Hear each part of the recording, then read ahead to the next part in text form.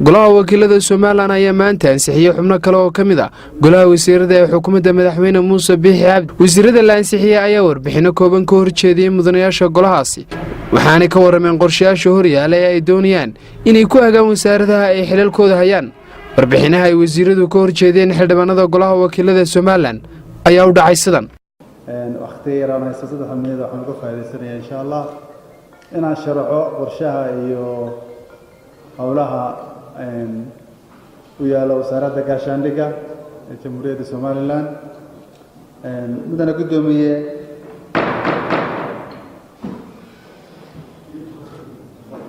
wasaaraddu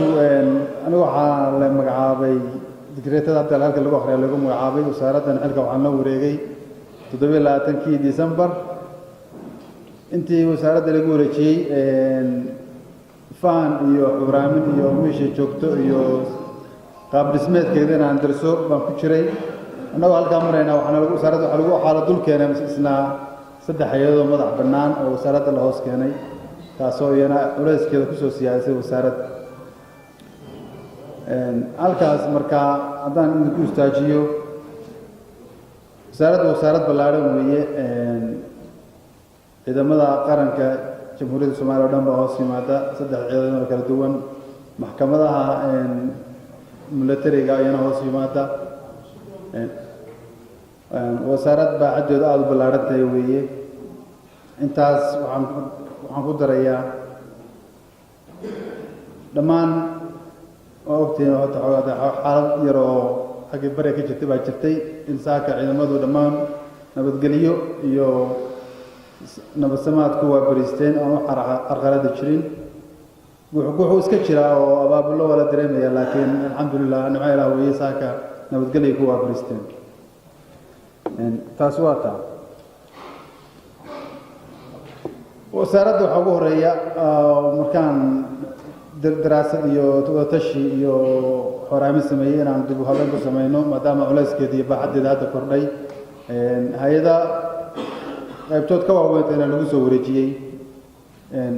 waxaan noo socdaa qorsheynaynaa dib u habeyn iyo restructure inaan ku sameeyno aan dib u qaab dhismeedka wasaaradda oo dhan oo intii hore aad uga baaxad weynaanaysa waana hawl noo socota intaa ka bacdi waxaa jira intaan joogay hadda waxaan daraaseeyay qaabeeyay daras badan ku sameeyay maadaama ay tahay wasaaraddu hogaankii qaybta siyaasadda wasaaradda difaaca dalka oo ah xubinta ugu muhiimsan aaminsanahay nabadgelyada iyo xasilloonida dalku inay aasaas u tahay inaan qaab ciidan iyo qaab military u dhisanahay laakiin qaabkii siyaasadda wasaaradda inaan focus ka saaro iyana qorshaha waan ku darsaday waxaa ugu horeeya hadda aan gacanta ku hayna aan dejisanay kuna darsanay 120 cishe dowladda ugu horeysa hawleedka aan gudbinay ama qorsheynta wasaaradda number 1 inaanu eegno xeerka howlgabka iyo maxaan ku raahdaa xaqsiinta ciidamada qaranka taasoo ah waxaa jirta yani oo la socotaan ciidankeenu waa ciidan ballaaran rag badan oo hadda macnaa inay nastaan oo runtii ay baa ku jira raggaas muddadii lagaga saari lahaa ama dumarkaaba uma jidkii ma fura just macnaa tusaalehaan haddaan siiyo ciidamadeenu waxa weeye albaab laga soo galo waa leeyahay laakiin albaab laga baxo ma laha insha allah waxaa qorshaha ugu horeeya noogu jira inaanu furo albaabka oo u sameyno dariiq ay pensionka ku galaan ama retirementka ku galaan marka qaab sameyntii sharciga macnaa pension loogi waxa afkar loogu yeero ama sharciga howlgab ciidamada qaranka taas waa howlaha noogu horeeya aan sameynayno insha Allah ka mid tahay waan idin imanaya sharcigaas taas waxa ay dheer waxaan iyana diyaarinaynaa oo iyana noo taala oo iyana wax la yiraahdo national defense strategic plan qorsheynta difaaca ciidamada qaranka oo taas ma aha inay waxay sameynaysaa marka inaan nagu jaangoyn inaan sameyno strategic aanu yeelano waxay qabanayso for example 2 sano ku beesgareynaynaa 2 sano soo socota waxa wasaaraddu qabanayso taasoo aanu macnaa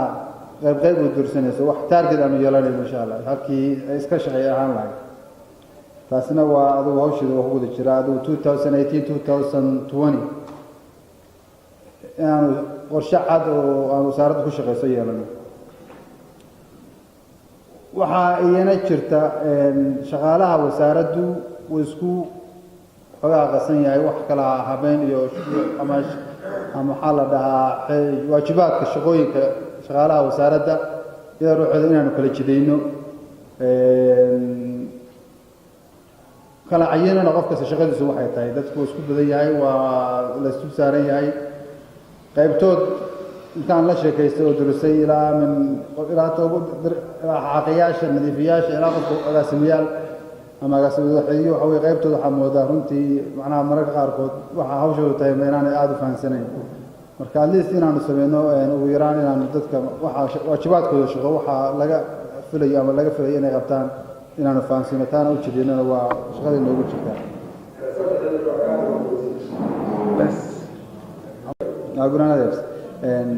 mudanayaal waa lasoo magacaabay dekreeta lagu soo magacaabay waxaa lagu soo magacaabay waxaan ka codsanayaa xubnaha sharafta halka fadhiya sida madaxweynaha qaranka jamhuuriyadda Soomaaliland ugu aaminay xilka uu magacaabay in ay idina kalsoonidiina ay siisaan iguna kalsoonaataan insha Allah aanana siday taa uga soo bixi doono wax badan oo idin farxi galiyana insha Allah aad ka arki doontaan diiwaanada xubnaha golada wasiirada iyo miidiyaha dhammaantiin waan salaamay assalaamu calaykum waraxmatullaahi tacaala wabarakaatuh magacaygu Cabdillah Bakar oo Cismaan wasiirka wasaaradda gaadiidka iyo horumarinta jidadka waxaan doonayaa inaan idila wadaago xubnaha sharafta leh kala wasaaradani waxay ka kooban tahay dhowr wasaaradood iyo hay'ado la isku daray iminka waxaan ku jirnaa inaanu dhisno structure-kii wasaaradda gaadiidka iyo horumarinta jidadka sidaad ka orogtiina wasaaraddani waa wasaaraddii kaabayaasha dhaqaalaha markaa muhiimad gaar ah ayay qarankan ugu fadhidaan runtii wasaaraddani shaqadeeda koowaad waxa weeyaan inay curiso xeerarka iyo siyaasadaha gaadiidka dhulka cirka iyo baddaba si loo helo nidaam ama gaadiid la isku halayn karo oo dalkan yeesho waxa kale oo saaran tahay wasaaraddani in bulshada ay u hesho adeegyada gaadiidka badda cirka iyo dhulka kuwaasoo ka qayb ah qorshaha horumarinta qaranka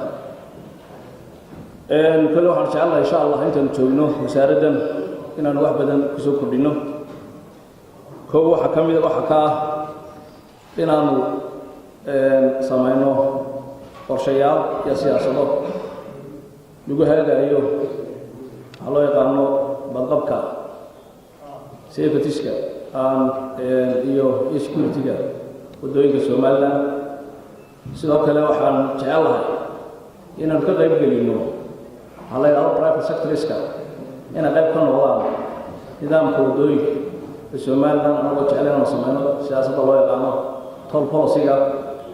waxaan kaloo jecelahay in dib u eegis aan ku samayno xeerarkii hore iyo siyaasadii hore jiray ee xagga gaadiidka iyo wadooyinka sidoo kale waxaan jecelahay inaan sare u qaadno designada iyo supervisionka iyo dhismaha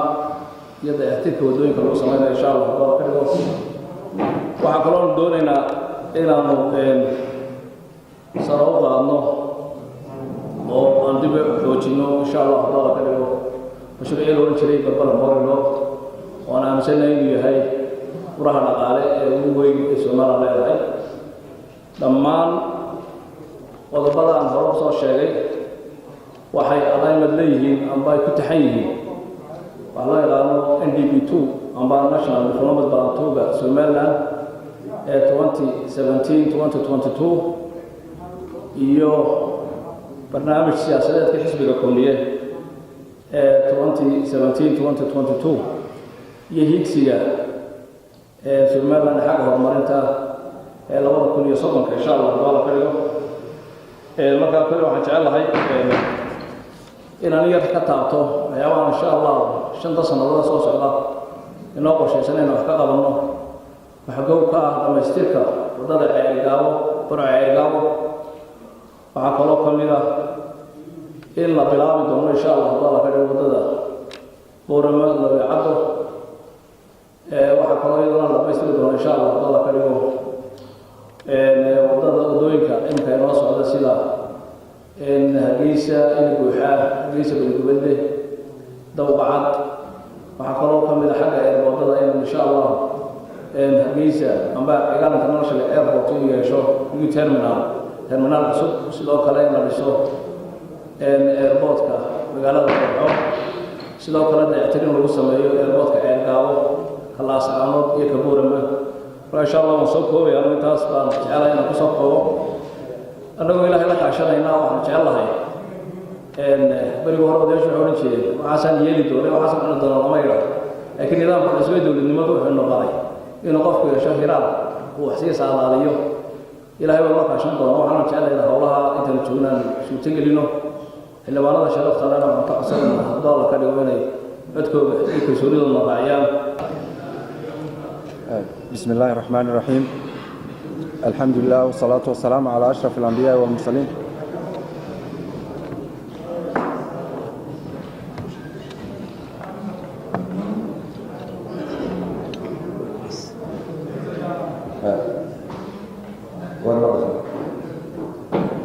gudoomiyaha golaha baarlamaanka iyo gudoomiye ku-xigeenka koobaad gudoomiye ku-xigeenka labaad iyo golaha sharafta leh iyo saaxiibada wasiirada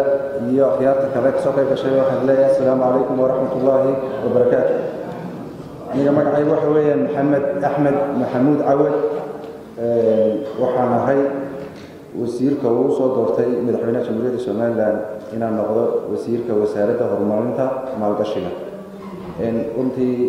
wasaaraddan waa wasaarad cusub oo markii koowaad aynu yeelano wasaarad maalgashi madaxweynuhu wasaaradana wuu isku daray wasaaradda wuu soo kordhiyey marka halkaa waxaan ka garan karaynaa baaxadda iyo miisaanka ay nagu leedahay wasaaraddaasi marka wasaaraddaasaan ayaan qayb libaax loo helay inaan noqdo wasiirkeeda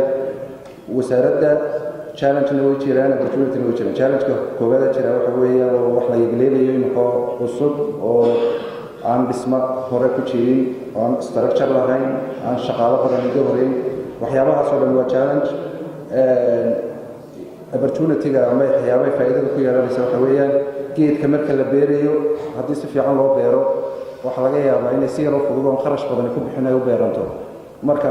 waxaan rajayn doonaa inaan noqono wasaaradda ugu horeysa ee e-government-ka dowladda ka yareysa kharashka warqadaha daabacaadda iyo waxyaabahaas oo inaan ka dhigno inayn runtii waxaan wadnaa iminka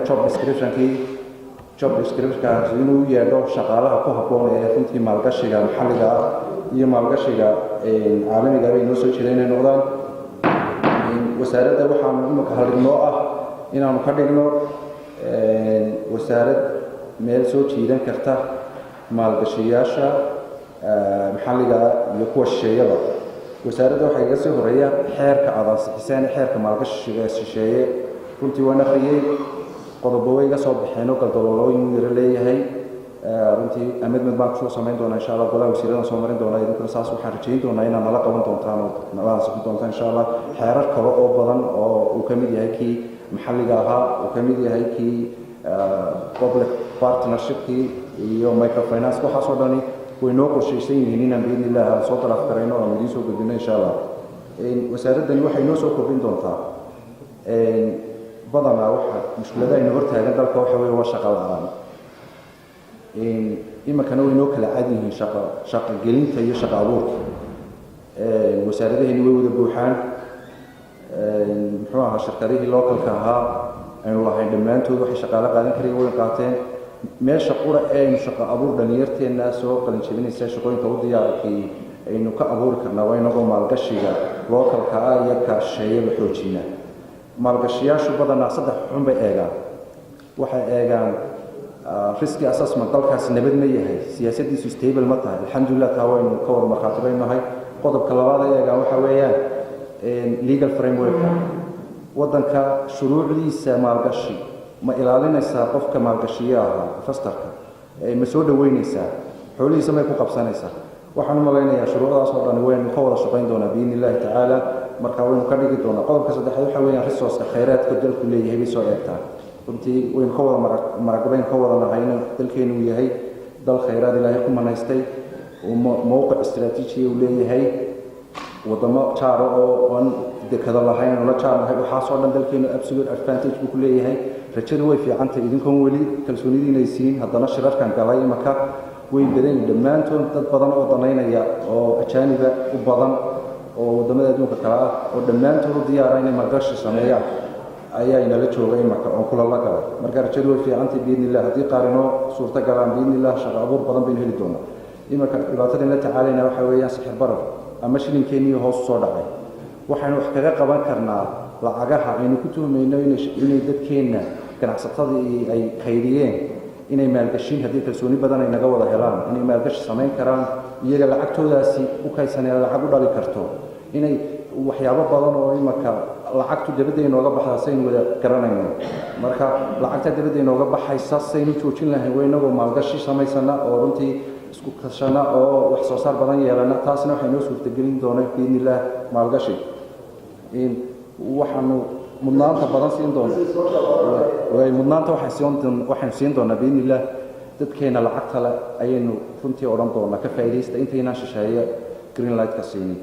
runtii waqtigii baa iga dhamaaday waxaan kusoo koobi doonaa challenges way jiraan oo runtii waxaa laga yaaba maalgashi shisheeye ictiraafka inuu naga hortaagnaan karo waxaa laga yaabaa in shaqaalo badan labor badan oo skillskii la doonayay haddii ay warshado noqoto hadday beero noqoto melihi waxaa laga yaabaa systemkeena waxbarasho wuxuu samaysan yahay inuu qof walba xafiis samaysto balku waa inaynu insha allah iska wada kaashan doono waxaan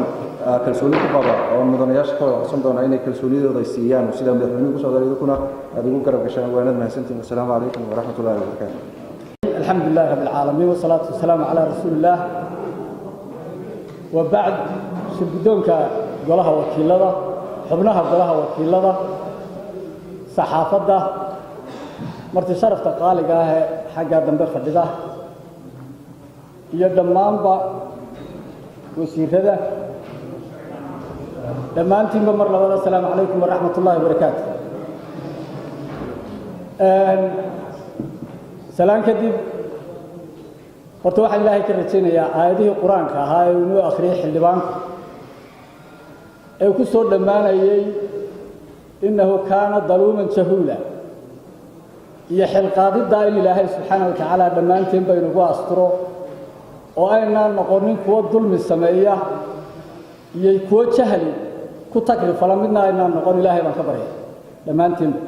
intaa kadib waxaa laga yaabaa wasiirada halkan ka hadlay iyo kuwa ka hadli doona aan aniga ahayn inay wax cusub idiin sheegaan oo runtii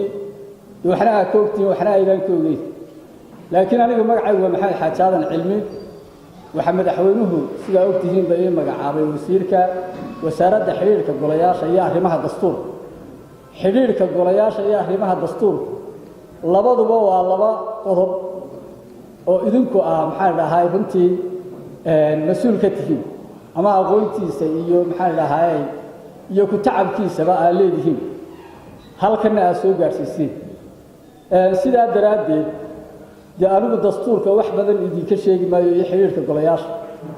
laakiin wasaaraddaasi waxa unaan idiin sheegayaa in iminka uu ku soo biiray arrimaha dastuurka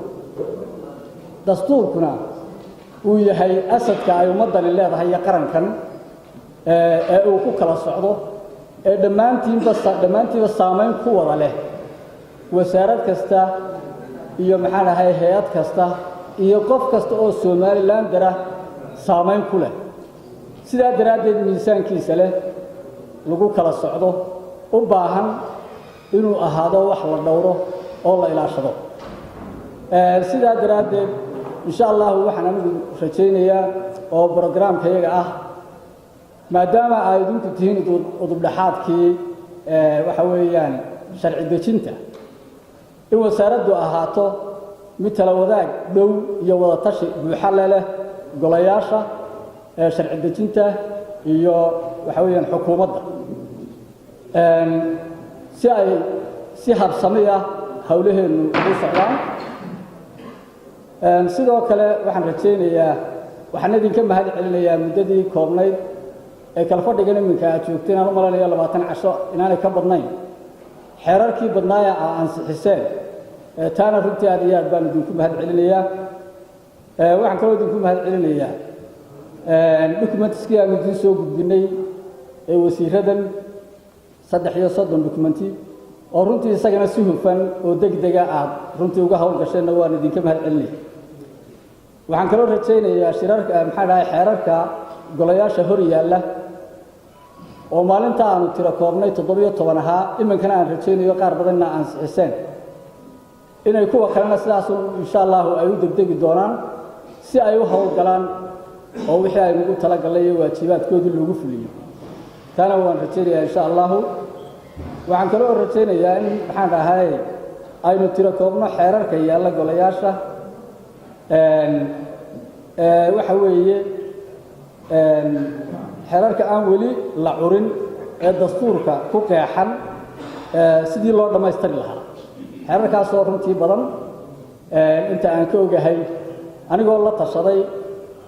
sharci yaqaanka ay wasaaraddu leedahay runtii intiina shirar ku jiray wixii aan soo diyaarinay iyo qorshayaashaas iyagoo qodobaysan oo qoraal ah insha Allah golayaasha idinku iman doonaan waxaanu rajaynaynaa inaynu nahay one team oo aan sinaba uga maarmin ama hawsheedu aanay uga baxsanayn golayaasha waxaan kaloo rajaynaynaa haddii Ilaahay ka dhigo inaynu dastuurka iyo shuruucdaba gaarsiino dalka oo dhan heer gobol ilaa heer degmo oo sidaa ogtihiinba shacabweynaha Soomaaliland aanu si buuxda u aqoonin sharciga dastuurka waxa uu maxaa dhahay u diidayo waxa uu xalaalaynayo in badan aanay ogeyn taana waxaan rajaynaynaa inaynu dalka oo dhan insha Allah gaarsiino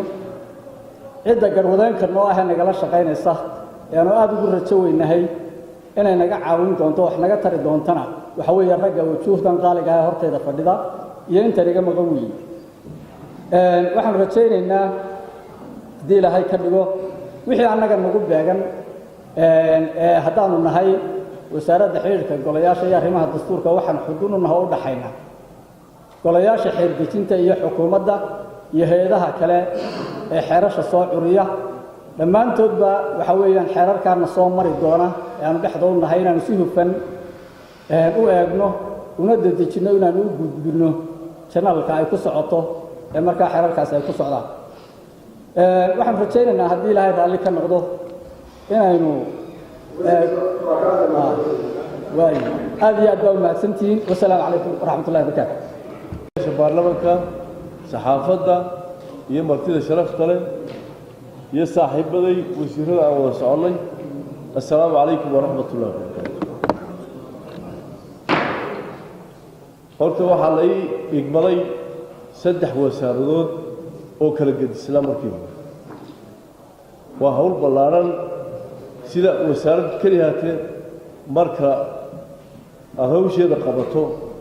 waxa weeyaan waa wax sii dhisan weeyaan laakiin 3 wasaaradood oo kala independent ahaa inaad isku keento hawl bay u baahan tahay muddada aan joognay meesha way gaabnay waxayna u badnayn inaan ururino xogta jirta iyo halka maanta la joogo waxyaabo badan oo u baahan in la hagaajiyo oo aad u liita yaan arkay haddaad fiiriso liisamada ganacsiga ee dalka u yaala innagoo dhowr iyo 20 sano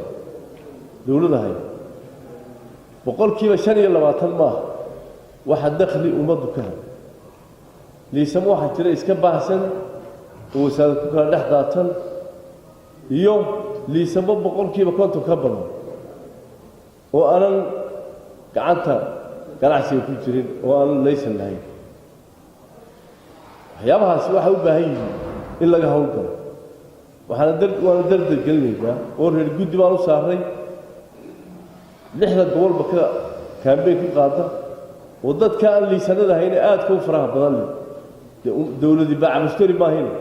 waxa ku nooshahay dakhliga ay ka hesha cashuuraha in laga hawlgalo lana dedejiyo aan shaqo ka qabo ta kale meesha taale waxa weeye dawladdu iyo moogtahay baa mustari ama dadka moogtahay maalqabeen ha noqoto bulshada ha noqoto dowladda waxay ku nooshahay waa cashuur laakiinse waxa weeye cashuur lama qaadi karo ilaa shuruuci meesha ay jirto markaad fiiriyey ha noqoto dalxiiska ha noqoto ganacsiga ha noqoto warshadaha shuruucdii way maqan tahay badankeeda shalay ilaa darad waxaan u fadhinay Mansour Hotel company codes commercial codes way commercial codes waxaad fuli kartaa ama dictatornimada fuli kartaa ama waxa weeye wax dadku ownership wada leeyahay marka dadkii baan hor dhignay waa lagu qancay una idinku soo socdaa haddii aan leeyahay idinkana waxaan filaynaa si degdeg u fulaysid waayo haddii aanan shuruuci jirin waxba lama qaban karo waxaa kaloo jirta dadka ganacsatada waaweyn iyo kuwa yaryar dulmi weyn oo dhex yaala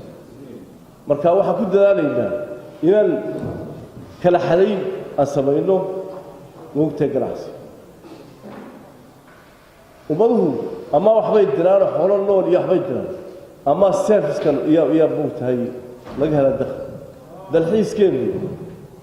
waxa weeyaan waa hanti weyn oo muhiima waxaan leenahay meelo fara badan oo dalxiiska aad ugu fiican laakiinse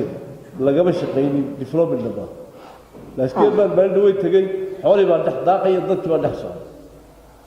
marka waxaan ku dadaalaynaa haddii aan la yidhaha aasaarta qadiimka oo hanti weyna in marka u horraysa ma ogtahay sidii protection aynu samayn lahay aan galno dabadeedna dee meesha markaad tagtee xoog cidlo ah aad dad geysa ajnabiya ma inooma qurux badna wajahaan waxaan ku dadaalaynaa inaan hore u marino oo meelo moogtahay dad ku raaxaysto laga sameeyo meelahaasoo kale waa meelo fara badan waa hanti malaayiin dollar naga soo gali karto laakiinse way dayacan yihiin waxaan ku dadaalaynaa shaqo fiican haddii aan la yidhaahdo oon horumarin ku samayno moogtahay dalxiiskeena haddii waad ogtihiin imika xoolaheenu inay taagan yihiinoo meel keliya hataa u dijeen meeshiina dee wax soo noqnoqod badan iyo had iyo jeer la joojinaya laakiin saddex xoolo inaan ku noolaana mahayna waa diversification ku samayno nolosheena marka dalxiisku wuxuu ka mid yahay waxyaabaha dakhli badan waddankeenna u keeni kara waayo waddankeenna wuxuu leeyahay aasaar badan oo qadiima oo moogtahay bini aadamka kusoo jiidan kara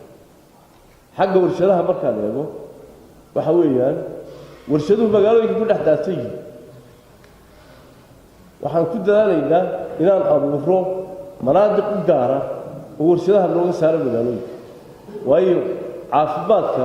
mararka uma fiicna moogtahay warshaduhu inay ku dhex yaalliin meel bini aadam ku nool waxaan ku dadaalaynaa inaan samayno meelo industrial zones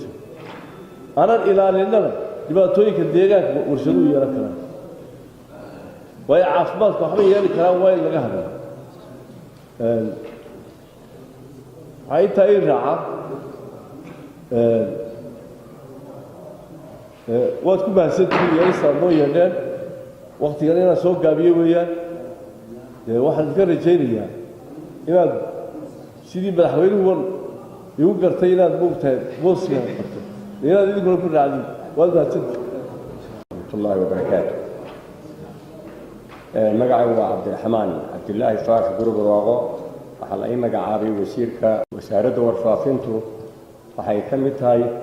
wasaaradaha foolaadka oo ah wasaaradaha dalka waa halka ummadda laga hago laga hanuuniyo waxna laga baro sidaasi awgeed dhowaanaha waxaa la socoteen inay wasaaradda warfaafinta ama warbaahinta dalkeenoo dhammi sida aan ahayn loo adeegsanayey oo qabyaalad loo adeegsanayey hadda waxaa annaga naga go-an inaan wasaaradda ta dowladda iyo ta gaarka loo leeyahay midna aan loo adeegsan doonin qabyaaladda iyo kala qoqobidda dadweynaha si taasu noogu hirgasho waxaanu adeegsan doonnaa wacyigelin iyo karuqaadidda waddaniyadda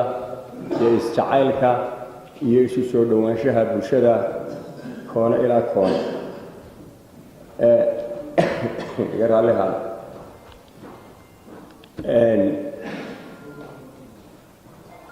wasaaraddu waxa ay noqon doontaa wasaarad isku xidha golayaasha iyo wasaaradaha iyo dowladda. waxaanu isla garanay ama noo qorshaysan inaanay madaxda dowladdu heerkay doonaanba ahaadaane aanay adeegsan doonin warbaahinta gaarka ee adeegsan doonaan wasaaradda warfaafinta ee dowladda. si ay taasi u hirgasho waxaanu idinka codsanaynaa haddaa golayaashii tihiin in wax kasta u baahan tihiin aanu diyaar idinla nahay oo halkani aan idiin samayn doono xafiisna lagala soo xidhiidho oo idiin diyaara in aad wax kasta oo u baahan tihiin wacyigelin iyo wanaag iyo tawaabushayn ay idinku adeegsataan. ma dhici doonto in suldaan meel reer intuu isa soo taago oo reer farta uga soo luli doono oo loo adeegsan doono warbaahinta. halkaa waxaa looga adeegsan doonaa waxbarashada iyo kor u qaadka wadaniyadda dadka. waxaanu ku dadaali doonaa inaanu tayeyno barnaamijyada ay wasaaraddu soo saarto, hadday tahay xagga wargeysada, hadday tahay xagga tiifiyada iyo hadday tahay xagga idaacadda.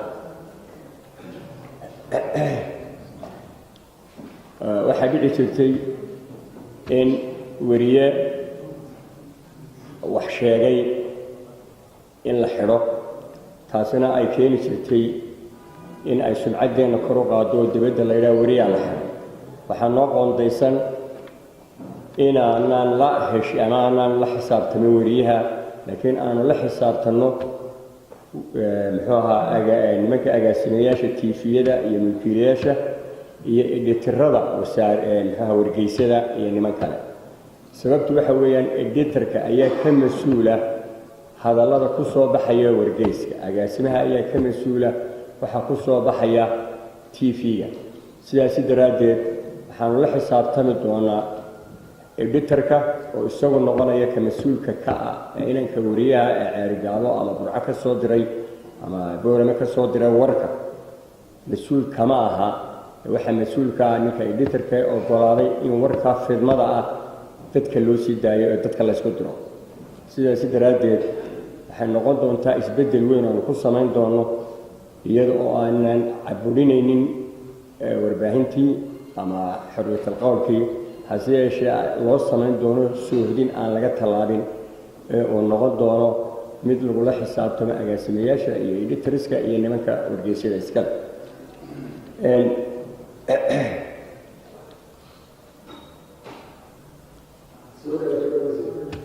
waxaan ku soo gebagabeynayaa runtii hadalkayga dee sidii madaxweynuhu iigu aqoonsaday ama iigu magacaabay sidaasay aniguna sidaasi daraaddeed inaan idinka filayo inaa idinkuna ii ansixisaan. wasalaamu calaykum waraxmat ullahi wabarakatuh. الحمد لله والثناء لله والصلاة والسلام على رسول الله. اللهم وفقنا لما تحبه وترضاه. شرقدون كقولها وكلها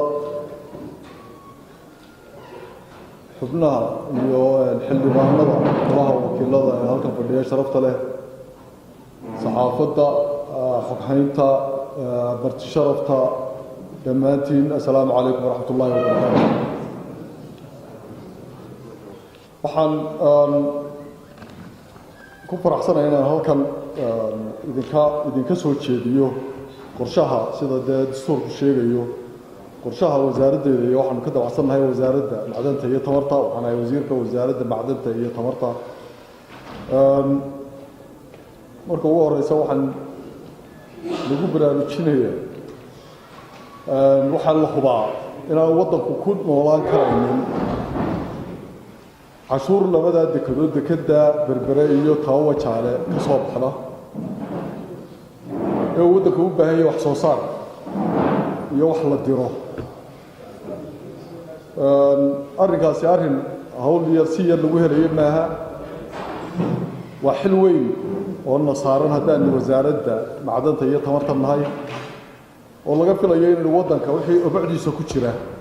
loo soo saaro si aynu uga faa'iidaysanno, ugu horumarinno dadkeenna iyo dalkeenna taasaanu xoogga saaraynaa haddii ilaahay yidhaahdo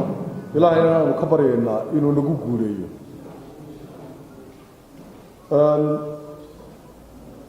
waxaa socda imika baaritaano ayaa ka socda waddanka hal baaritaan baa ka socda waa la wada socotaan mid kalena uu soo foor leeyahay oo si degdega buu u bilaabmayaa insha allahu tacaala waanu sii wadaynaa hirgelinta iyo dhiirigelinta sahaminta shidaalka si inta ugu badan ee la gaari karo baanu isku dayaynaa haddii ilaahay yidhaahdo inaanu ka gaadho xaggaa sahaminta iyo dabadeedna ogaanshaha bal horta waxa ku jira in waddanka wax inoogu jiraan iyo in kale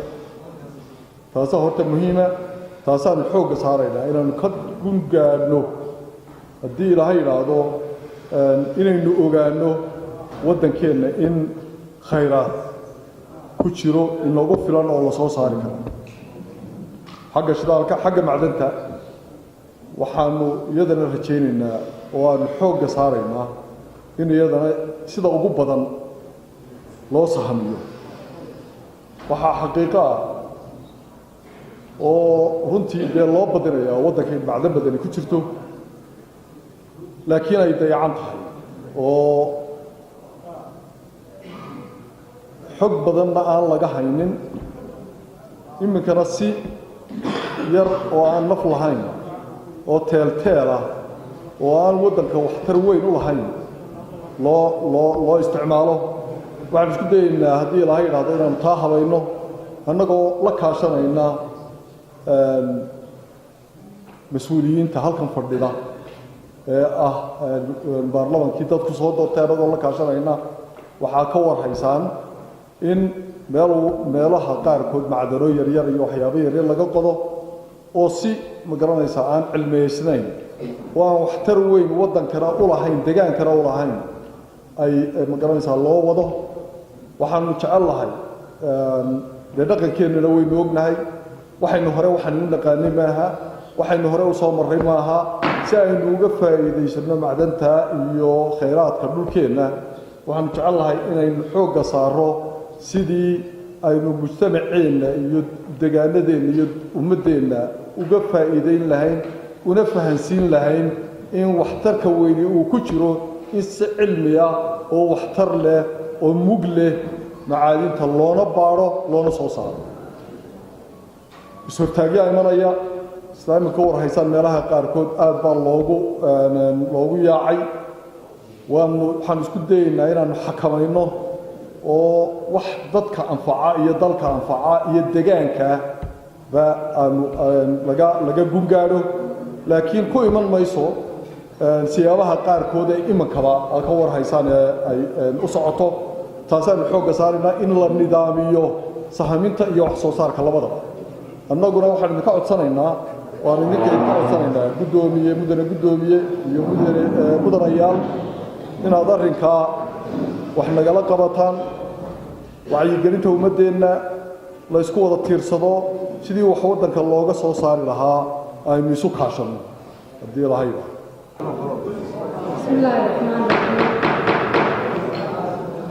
بسم الله الرحمن الرحيم السلام عليكم ورحمة الله وبركاته شغدونك وسيرك اللي فهد الميديا شغالها بارلمانك يمتشرف كليش وكتبوا سلامتي هنا هانتي أنا مقعي وشو حاج إسماعيل بندرة أنا وسيرك ديجانك يهرمرت الهيدا أنا أهانا مددي شنطة صندوق الصورة فيلا 2018 runtii aad iyo aad baan idinku mahadcelinayaa guddigii sababtoo markii saddexaad oo soo fadhiistoorta golaha waxaan una malaynayaa intii aan commissionka ahaana golahan dad fara badan baanu isa soo arag halkaa haddaan ka gudbo wasiirkan aan maanta aan ahay aan u ahay wasaaraddaasi wasaaradda maanta nimi ilaa maanta wixii u kordhay waxaan malaynayaa markhaatiyay maanta leedahay wasaaraddaasi waxay ahayd wasaaradaadu dayacan oo runtii dadkeenu dayaceen laakiin maanta halkay maraysa halkan ka soo qaadnayba wax shaqays ku lama waxa ugu weynaan qabanay waxa weeyaan inaan dadka bedelo maskaxdooda bedelo waayo dadkeenu umay bislayn wax la yiraahdo deegaan uma kanamay warhaynin in noloshoodu si toos ah u xirantay deegaanka halkaas oo noloshii taalo iyo qofkii oo halka maartay noloshiisii halka taalo iyo deegaankii halka taalo uu isku xiri kari waayay dadkeena ilaa imika baana wax fara badan baa ka maqan dadkeena marka reebto inay isku xiraan noloshooda iyo deegaanka waxa weeyaan waa waxa keliya bini'aadamku ku nooleeyahay maanta markaad eegto khayraadka dhulkeena yaalla ee ilaahay nagu manaystay ama bada ha ahaato ama beri ha ahaato ama buura ha ahaato ama bannaan ha ahaatee waxa laaliya waxa hoosteeda ku jira dushooda saaran waa deegaan waa khayraadkeena boqolkiiba boqol waynu ka faa'iidaysanaa innagaa ka faa'iidaysana laakiin sidaynu ugu celin lahayn aynu isugu miisaami lahayn sidaynu u isticmaalayno iyo sida aynu maanta yacni uu yahay sidaynu u isticmaalayno iyo wixii aynu ku celin lahayn shaqo iskuma laha iskumana miisaani waynu arkaynaa maanta abaaraha soo noqonaya waynu arkaynaa 3 sannadood dhulka abaartaasi ugu soo noqonaysay wixii khasaare nagu dhacayna waa ka wada waraysaan mudanayaal haddii aanaynu u soo jeesan oo sida dastuurku sheegayo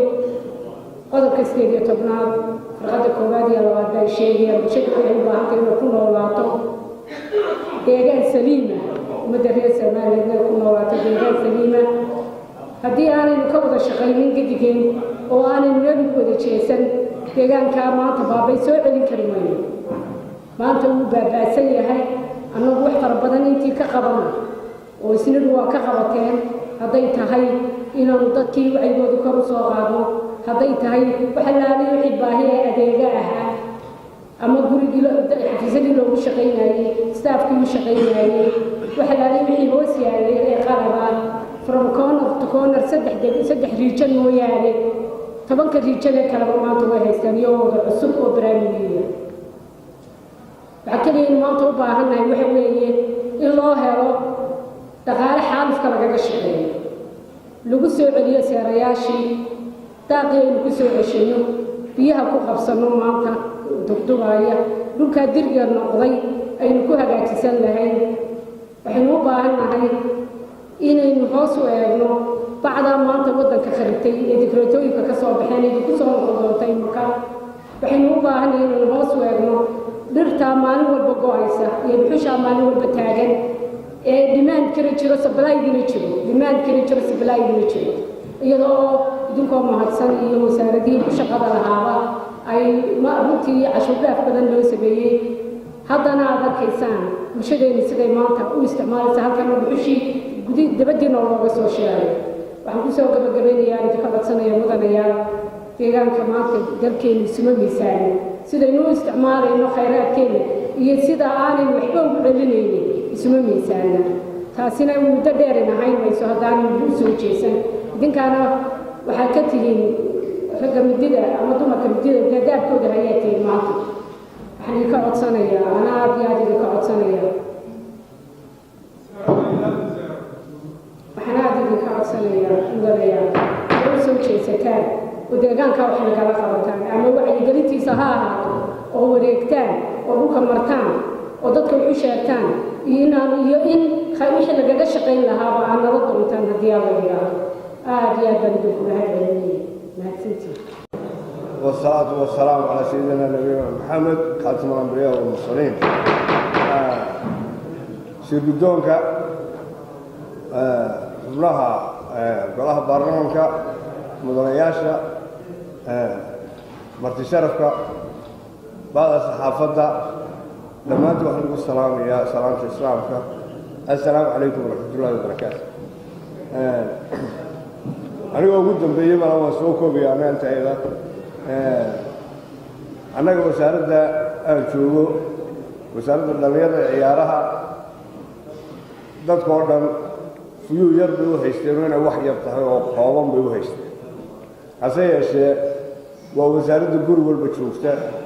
waa wasaaradda 7% dadka xukunta oo dalka boqolkiiba 70 waa dhalinyaro sportiskuna wuxuu ahaa wixii carruurteena ku ilaalinaynay inuu kaga ilaalinaynay fikirka depressionka waxaanu doonaynaa inaynu nabada wax xoojinno waxaanu doonaynaa inaynu kordhinno baa qorshaha noogu jirtaa meelaha entertainmentka ku sameeyaan dhallinyaradeennu sida garoomada kala duwan inaynu u qabanno orodadii waxaanu qaban doonaa ciyaaraha gobollada ee kubadda cagta kolayga iyo ciyaaraha fudud oo marka hore gobol walba iskii loogu qabanayo si ay jaanis u helaan degmooyinka gobolladuna inay ka qayb galaan halka gobolkuna uu xulkiisa u soo samayso halkaa markaynu ka soo gudubno waxaanu qabanaynaa tii gobollada dhexdeeda waxaanu soo celinaynaa ciyaarihii interscholastic la odhan jiray dugsiyadu ay wada ciyaari jireen haddii alla yidhaahdo